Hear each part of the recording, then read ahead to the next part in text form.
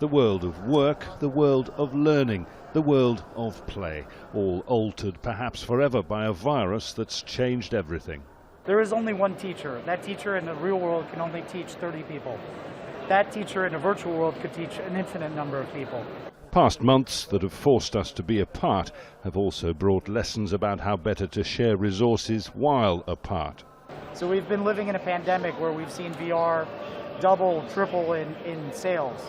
And that's been driven by forced remote behavior. But in the world we're moving to, I think it's going to be a choice that you make. It's going to be hybrid, sometimes remote, sometimes in person. And the amount of experiences that you can have through virtual reality, connecting with people, learning from people, is going to mean that there are going to be a lot of places and a lot of instances where it's just safer, better, cheaper to use virtual reality than to go back to the old behaviors. This is what it takes to put on an international technology show in the age of COVID.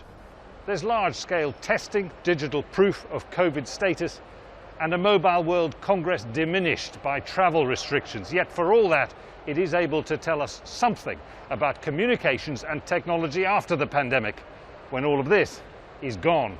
Holograms will be the future. It will be the only way that we look at our computer screens, phones, or any phone calls. If you thought Zoom was cool, try chatting to a hologram.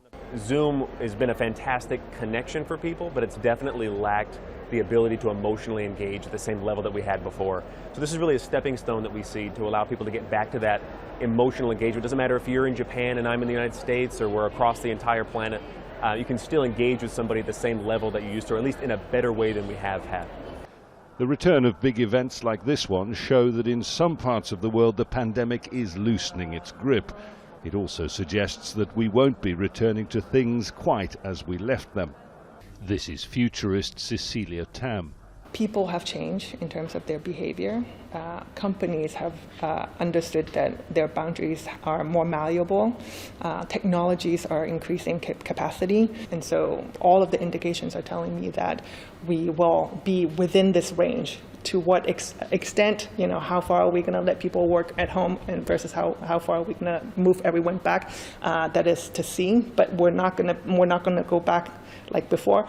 The technology of the future feels like it owes much to social distancing, anticipating perhaps that social distancing will not entirely become a thing of the past.